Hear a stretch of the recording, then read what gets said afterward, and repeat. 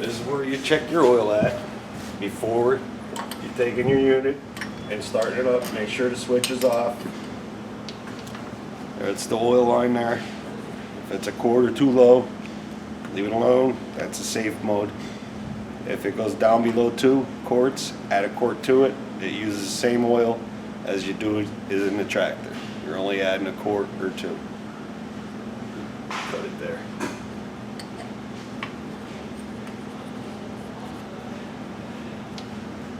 Visually inspect, make sure the 3 belts are on. You got a drive belt, fan belt, and a water pump belt. You run out of fuel, it's your responsibility. This is how you prime it. You turn this counterclockwise. You open the pump. You prime it until your arm falls off.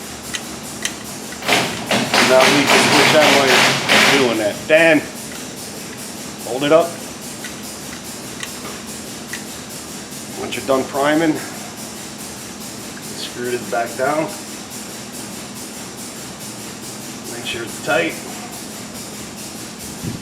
Turn that clockwise. And you turn your switch on.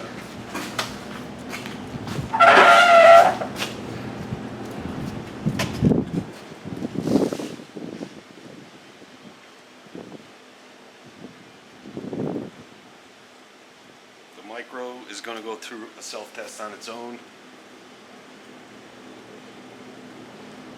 That's your set point. That's your box temperature.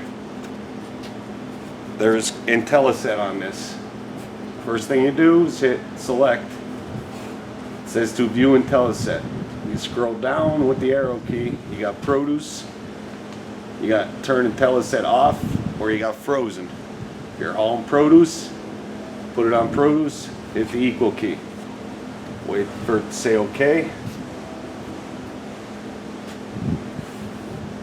And once it's in produce, you can't go no higher than 38, no lower than 34.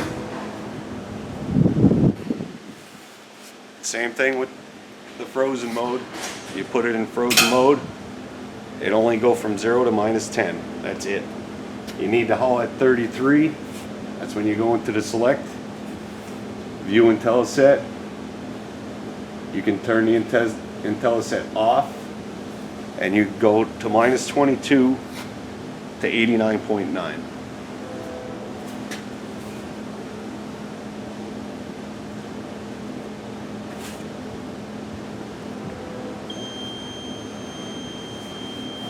Right now it's doing its self-test.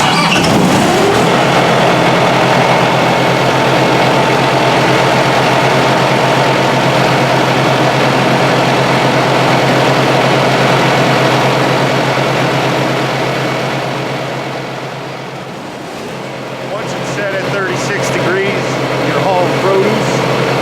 Box temperature's going to pull down. It's going to go from heat mode to cool mode to heat mode to cool mode until it gets down to set point in produce mode. If the unit is backed up against a dock with the unit doors open or the trailer doors open, more than 45 minutes, it's going to throw an alarm saying box temperature on a range. And because that's the way it's set up, and the unit will continue running, but you want to clear that code out of it. But once you pull away from the doors and you close the doors, you're going to notice the box temperature coming back down.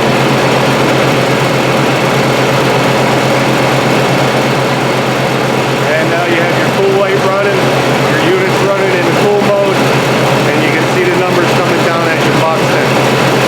You want to pre-cool the unit down to what the shipper is giving you. You want to do this 6 hours, 4 hours before you even get loaded to make sure the unit is cooling. On a daily basis with dry loads going out to the coast, start them up, let them run 15-20 minutes per day. Your unit's running, just say for say something happens to it, it's going to throw a code in the alarm list. Now your unit's going to be running. You're going to see a red light come on up here when an alarm is set off. Once the alarm is set off, you're going to write it down. There might not be one, there might be 2 codes right on the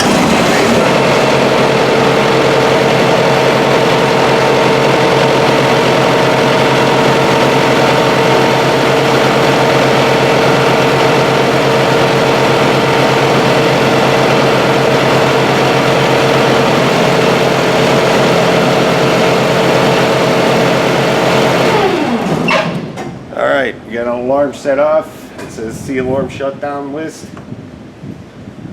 You hit the alarm button, low engine oil pressure. You're going to hit it again. Alright, that's the only one in there. To clear the code, you hit equal, and that's it. Air chutes must be tacked up to the front, to the back, on both sides. If not, you're going to have airflow not coming towards the back. It's going to go down the sides, warm up the back of the load, and possibly freeze half of the load up front or wherever the chute is hanging down. So before getting loaded or leaving the yard, if I miss something, go ahead, we'll get it pinned up, or we'll send you in a truck stop somewhere, repair shop, to get it pinned back up. If not, you refuse to do that and the chute's down, it's going to be driver's responsibility of probably paying for some of the load or possibly all of the load. So that basically has to be up from front to back. We have a dump valve system on the air rides. There's a button plunger, you push in or pull it out to drop the airbags down. Once your airbags are dropped down, this is for your slider pins. When you pull out on this, you have to have 120 psi air in the trailer itself, and your trailer brakes have to be set to work that. Once you pull that out and the pins go in, slide it where you need to. Once you got it where you have to have it, you push that button back in, make sure all 4 pins pop out on the rails on both sides. Once your pins are out, you pull or push the plunger valve back where it needs to be and make sure the airbags go up on the trailer. Ready? Diesel fuel only, 95% full. Always keep a full tank of fuel in them. Do not let them run out. Pull into the truck stop, top it off. 3/4 of the way full, top it off. Now, if any product gets damaged or frozen or warmed up, it's going to be driver's error or mechanical error. And if it's driver's error and they try to cover it up, we go ahead and download the unit by taking this off or putting our card inside. We do a download on it and we can tell if it's mechanical or driver's error. So there's no way around of covering your butt up. But if driver's error, come clean with it. And if we download it and come to find out when the set point was changed, how it was changed, if it was in the produce mode or whatever, and the driver noticed it hours before his delivery and they refused to load, we download it here and it's either driver's error or mechanical error. Don't get scared of it, but